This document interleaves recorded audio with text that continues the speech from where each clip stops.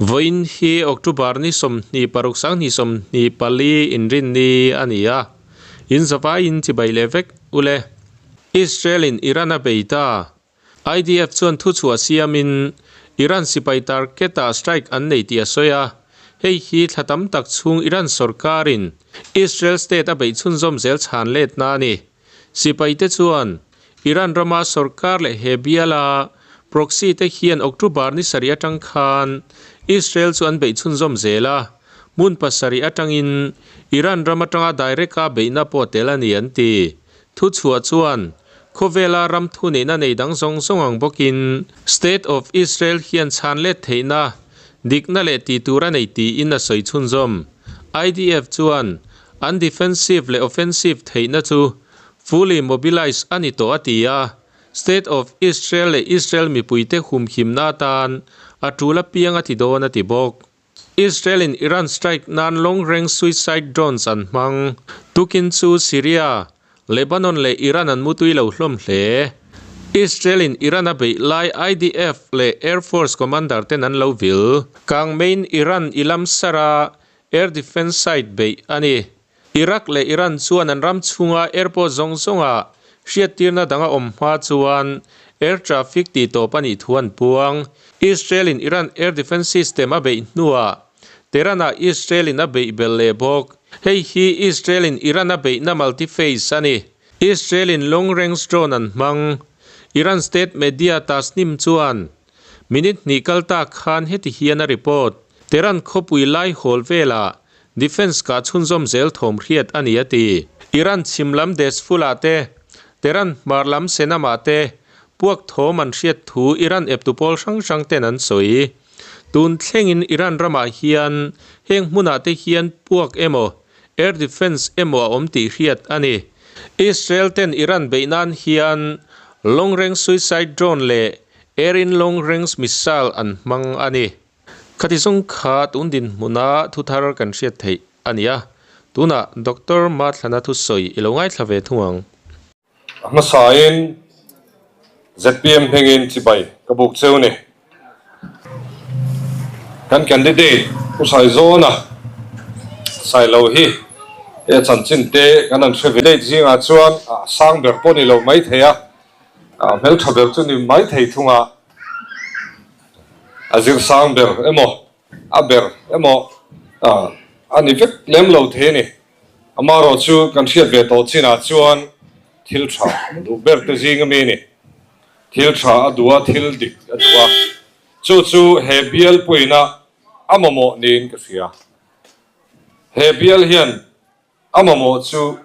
kanon zuara mi pui te pon me lo hriat saka ngun taka chik taka ama chan chin te baka a manifesto te helai biala ZPM te HPC te na manifesto kan nei te min thlir saka mi ngai to sak turin mi pui te kangen ma sa chu ane ZPM te din teranin nuizat kan hloa tram masalam panga te campaign na then chuan bur second riang an ni an beng cheng thon mai ti te achunga engma omlo ti te bel khe phor khom an ni an ke dar le mai don an tia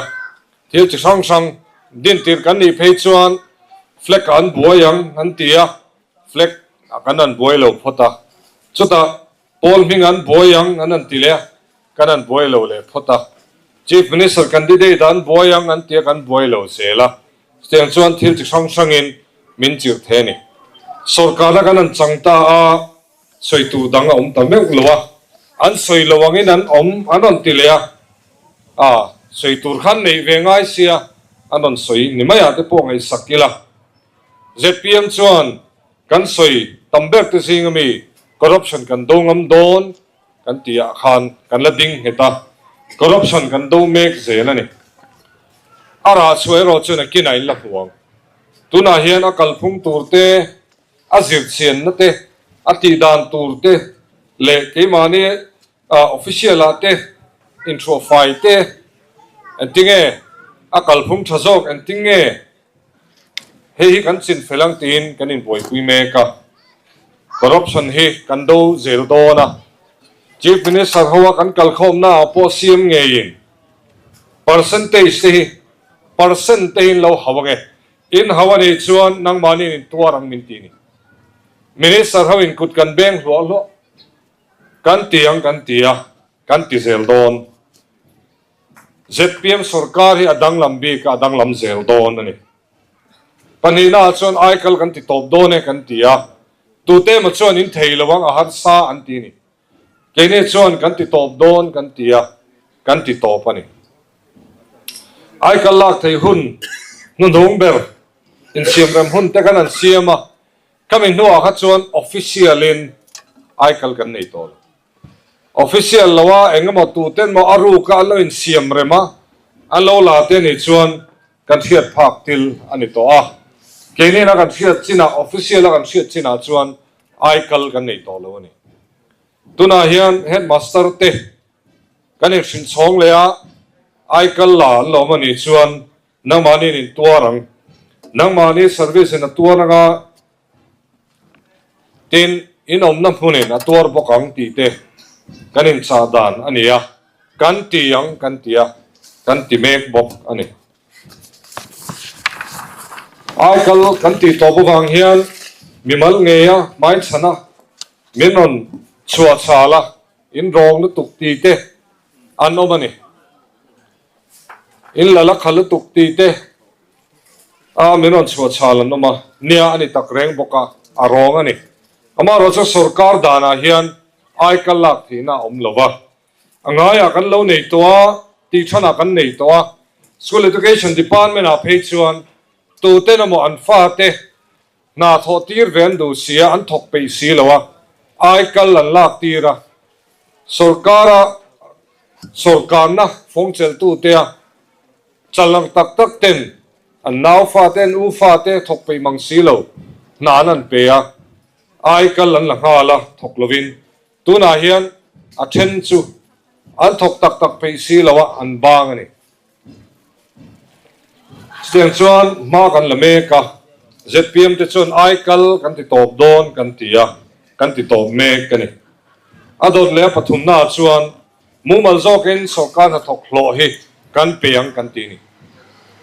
kan thethewa sarkar na thok hlo hi ni som panga hluwa te pek thin ania sarkar ma salama har sanna kan tok na sani ke ngei po hi kanu pui sarkar na thok ani wangin lola chungchang ate kan boi ve rap rap thin lo te chu kan ei ve amaro chu bial chungtan manzo te lo nga ya kanin dai lo thin khop mai lu pui te lo chu hun kan chang ran me a aron chuat la tlai chuan a kan hui ha ve pop pop ani cho kan fia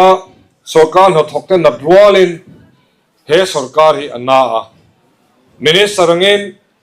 poisa te kan an dila fanaron chok thei toim kan an tia chuta chuan chief minister finance minister ni bok puduate TBC advisor to CM finance sang tu te den kan finance commissioner te na min thin chu lo kan pek phot lo chuan thil dam kan tingam lo ve ti ni lo kan ngai poi mo a ni som panga duwa dong thin khan ni khat ni hi ni thuma te an dong chhota cho ZPM in kan tiang kan tia kan ti ani CSS ai ro chuan centrally sponsored scheme ai ro chuan har sana kan tok ve a khulam pangina thanga temin rom pek lawa chuan helam panga pek chu alo har sa state sarkar kan in direct big lawa chuta ero chuan har sana kan tok ka phalem lo samagra te nei chima te a forest ate pone til chi sang sang har sana kan tok loma chungai ro chuan thiang angin chan kan la a state sarkar atang te pon tuna po midday meal state sarkar sumin tuna kan la dong lo chung pon state sarkar sumin tuna hian hlo kan in pe a midday meal tina tur abung rob man a tel alu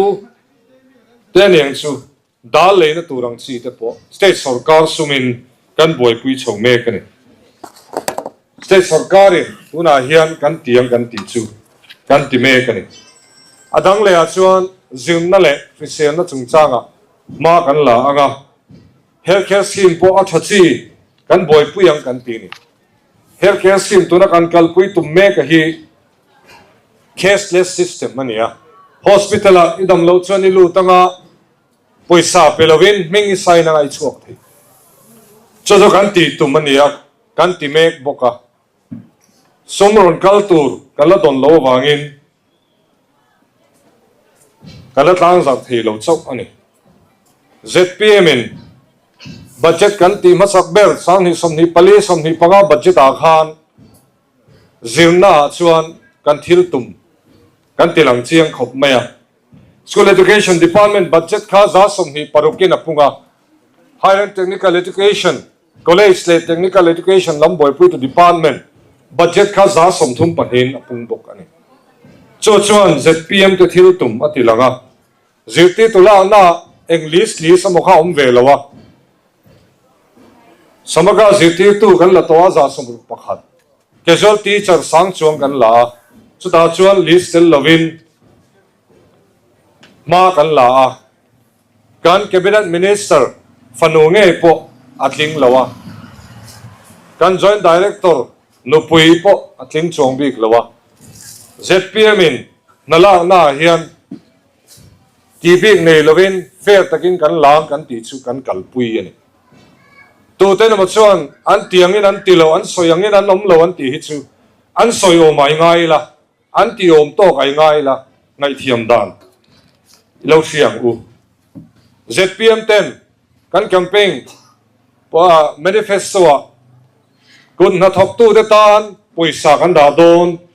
DRH ti nge in kan chief minister pu do ma hen soi thin ani kan ti don kan tia kan ti nge yelom tu te ge an ti lo ti tu te chu budget bu he lo phar khum don ya budget bu a khan agriculture department huai te khan o mani chuta chuan kan da nge ni tin lo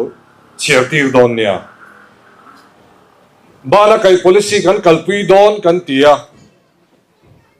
garan tora kan changang kan tia sarkari garan tora chang theilo an tia dan kan siam danglama kan chang mai tuna hian omvek to hand holding policy kan tlang zat to tu te ge an ti nga ti lo ti tu te chu kan thiat vek kha an soyoma ngai la ka ti kha hand holding policy kan kalpui tuna hian noi som nga theng thalai te mo nu le pa ten din chuan du chuan kan kai chuak don ani loan he pung tel loen kan ti don kan tia loan rule tha ho hi sarkarin apung atum sak don ani a rule tha lo ero chu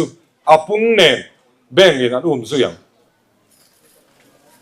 cho pung om lo loan kan pe don kan ti chu ne kan ti nge lom tu na hian rom man na kal me kan tu na he deal thei me ka ten mi pui sarkar kan din don kan tia mi pui sarkar lan na chu tu na hand holding policy kan kalpui dan hi ni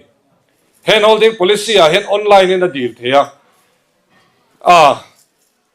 tu temo sarkar la ya unit level a initiative rangai block a initiative rangai kan party ron lu phot lo chuan hei chi dong ve thelo ti kha tun sarkar noi hen ommi alo ni online in tu mo chuan sitting room a train chauka train a deal thei tu unit mainan zui thelo tunge deal tunge mu ti po tun thlengin kan la sa theilo ni department in an edikanga department ten hemi te hi dong tla ka ni an tia chu bank in dong tla ka ni an lo ti le pok sun an dong mai don ani chu mi pui sarkar ani na chu ni a helaya tu te mo fiat pui na mo kan party ron lu phot lo chuan ti mo in than dona in zorna ta na man dang kha kan ti ve lawa cho mi pui sarkar ani na chu nia mi pui sarkar kan din don kan tia kan din reng ani tar pension kan ti pung don kan tia kan ti punga kuk hlo po ama sarkar ina zaruka alo tum ve kha tuna sang ni zain kan tum ve a ama zang ka zanga pek chin kha tuna chun sang thu mani ta ni kan ti don kan ti chu kan ti nge ye nakina tu te maron campaign lenga ni lo pan khoya mo WhatsApp vela mo social media Facebook a temo aron soi le ni chuan he thil mang hen in lo chang le don nia ZPM chuan an soyangin an tie kan tiang an tiangin an tie ti ni lo chang to don nia zona tam tak kan dunga ril ruwa zona te pui nei karing chung zing ami then khat han lak chu ka duwa kema department chan zinga zilai bu in sem tlai tak tak kem ti te kha chan dan tur tam taka om nia tlai chu tlai ve ngai mai amaro chu sarkar ma sa in he ti za thi sem ni ro se ati kha april tha han kan nei fel vek he ti za thi sem ni ro se tia lo chu ta kha fel lo mai ni kan hun lai chu ta ni tlat lo kan hun lai buat sei ni tlat lo sarkar ma sai na min lo hui to he ti za thi zilai te ta na to ke an tia kha ke ni chuan class tan ani ba khan kan print zo vek chu pa chu akong kan laminate thlat sot le ve du la ula ka ti chu zilai bu in sem kim thinem ti lo zo lo zilai bu sem kim ani the na sarkar hian cheng noi za chuang in lo seng ve em ti lo zo tu chan an har sak thopang subject zong zong an lo chu kim lo an su kim lo amang ten class an lo la kim lo chu chu kan thil ton ke ma ngei puina ka hriat ani enti khuna nge textbook an sem thin ti te lo zo tu hey pick up nei ho hian an sem thina pick up nei ho hi lo zo tu enti khuna nge zilai bu an sem thina enti khuna nge an pe kim thin ti lo zo tu ZPM te chu min be sei sang bi ke me tu te party chalai mo phei kha zo meron be ya ka office a meron lu chila ngoi te u in sarkar la ya in sem hun nen khat khai khinang miang ka tia pakhat phe zo ron ding chok ti ni aron tia ati chana chu nang ni te chu thatura kan ngai chewa nang ni te chu semhal vektura kan be sei chew lo ma tia nia mi pui hian min be sei sang reng taka rom han nakha zir chen nakha lo fel lo em maya kan sem kim thei lo ani sarkar phasa te minister te kha lo zo tula enga tinge kim lo neng nuanga zir chen na lo om ti kha lo zo chiamula chu ta tang da chuan chan da chu khian ma na kan in ti ni zirlai bu kha sarkar ma saina mamo ati za ta kha april kan nei fel vek chu zona om thi chan na chu ni thil chi sang sang soi tu rom tuna hian petrol man kan an ti to ta nia mi pui te chon kan tuar truck nei te pon an tuaring ka hria a then phe chu contract nei he ti za thla khata chu ti za seng in an nin tia har san na te chon to petrol man he sani som di pak khan ti hiam ania India ra pum puya central sarkarin atin hiama chume chu zui ve turin pumodian state sarkar chief minister te an nge na kini chief minister ngei pon an tin hiam ta atin hiam po kha om ka ti pui covid wangin har sana kan to ka an tin hiama a om ani amaro chu kini ruala tin hiam tu Assam te Nagaland te chon an ti sang le dei to petrol manat lan hiam chara petrol manat lang hiam nuwa petrol manat lan hiam chu na asil chu chia tlem ani chia kan nei tlema chia hi enga tan ma mang lowangin kan ngai palang ti hlom khop mai mi pui te ta na man ani mi pui te ta na changkai taka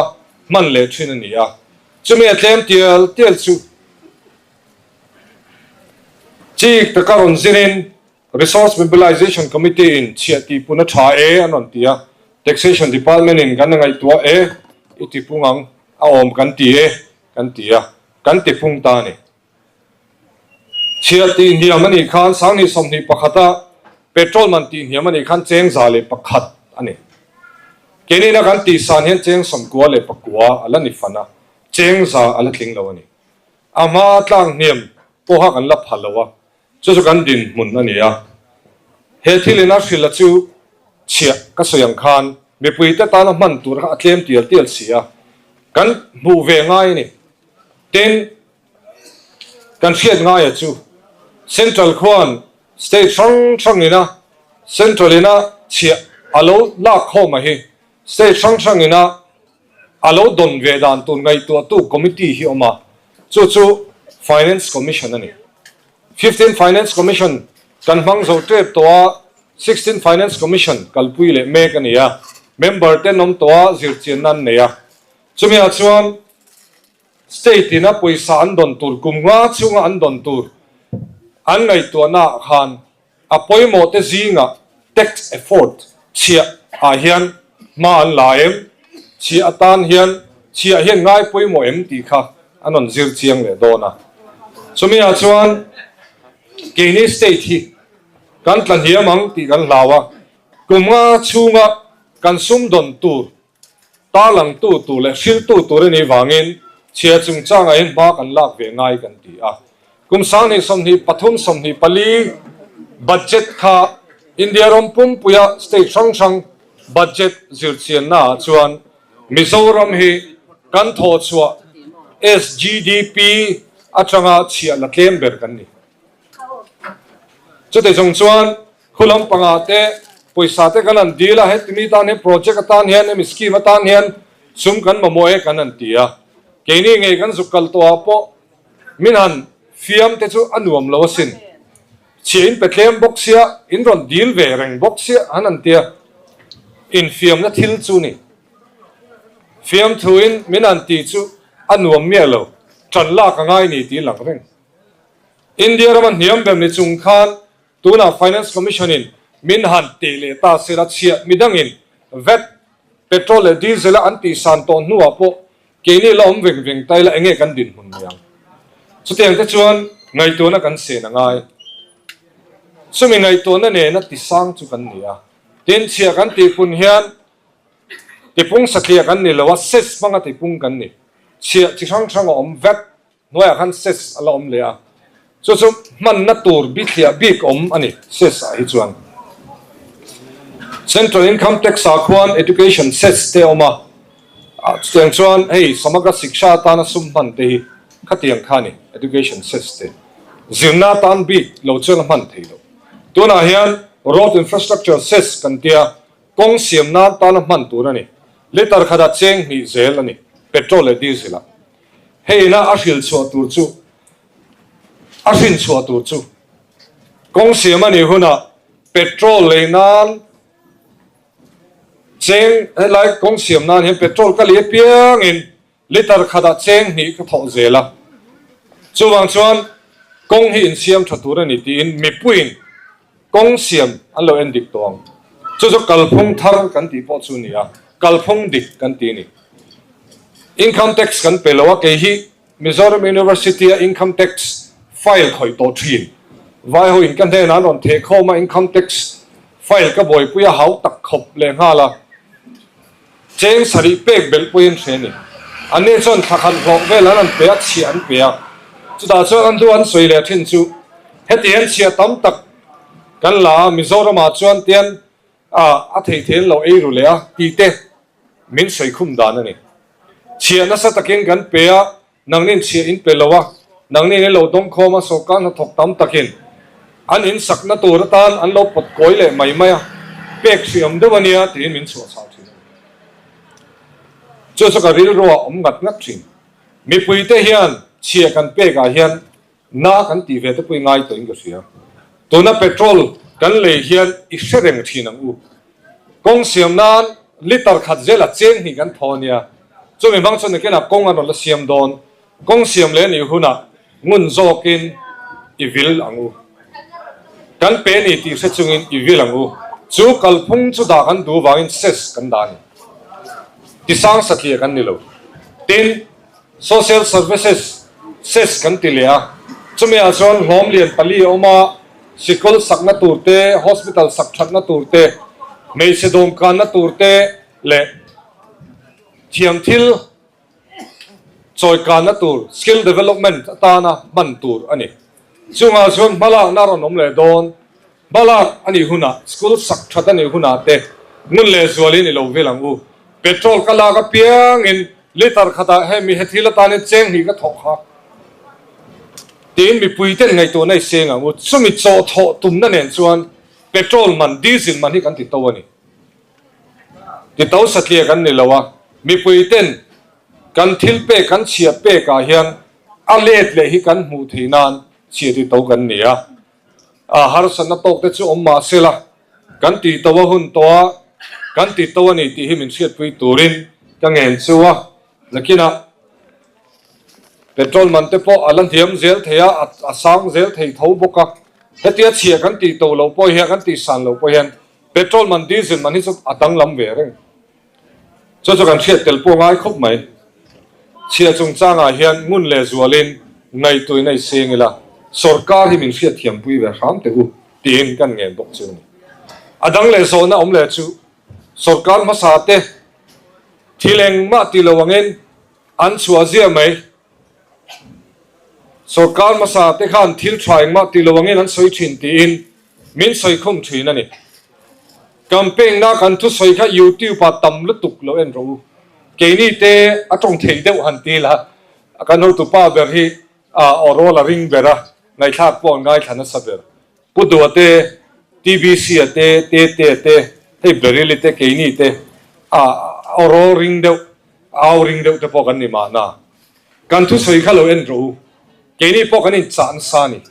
he thil chung chang anga chuan sarkar ma sa te khan thil thatam tak zimna in te hospital te field te in khela mun te kong te min pe ni ama ro state dang nen kan in khai khina kan din huna he kan lungoi lo ni be se na dang kan ne ya he ai hian ma kan son the ti be se na kan ne ya chu be se na chu zpm an hatani tin kan campaign thi chu be se na tinung tur chuan zpm ten ma kan la ni ti in kan soi thi na ni sarkar ma sa te dem na ne na engman ti lo tia kan soi hi chu video lo enula mu turom lawang a video khalo zo tu khoi video nge khoya nge tingen soi tin lo zo tu la mu turom lawang soi turom tak tak ka oma an soi ve ni ate pho ngai la a thange tu nai lo ka tu te na mo chon lok ka yukta min ron be le a ke ngei po nan thom ma hawin poisan in pe ten tia khali an kalpui to ten samagran hoya het dan neu om ti dan om khaden kalphung te kha zir sela ka du khop mai meng ti chia te mo in dan hiam tum na ringot politics chu a fu lo ke ni na kan ti tum lo to pakha tu na hena ron chuak chowa an hun lai khan engen ti soi tu ra tam mai soi khera chu lo lai in chiu the na tur mun ani lo ama ro so mi ron chiu the na ro hi chu soi fia ka du ni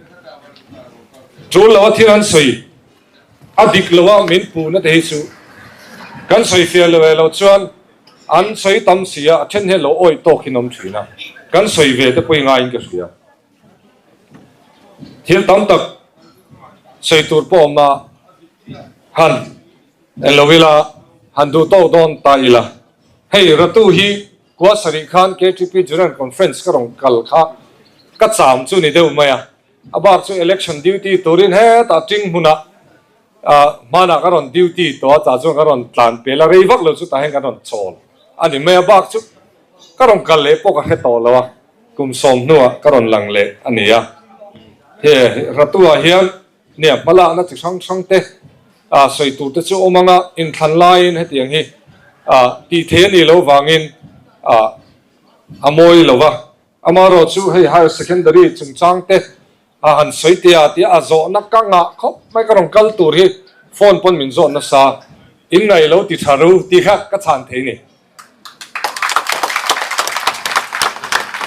in ngai lo ti thapot mei teu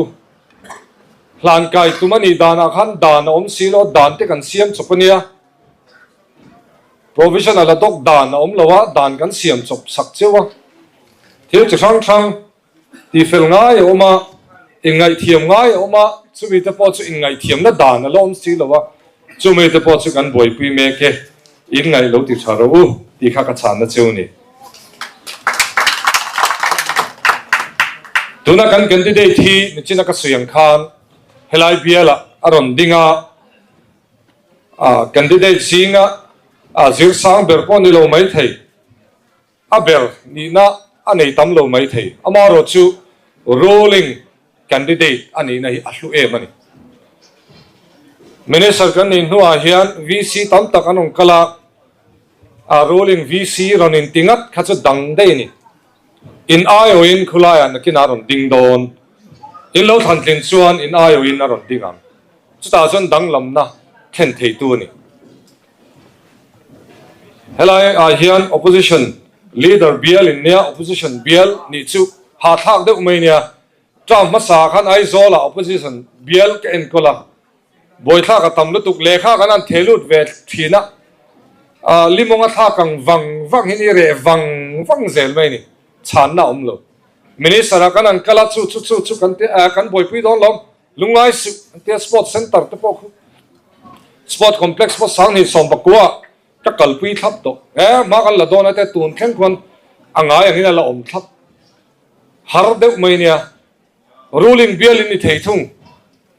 ruling bial ni thei dan tur chu ruling candidate ni lo than kin khan ruling bial ni mai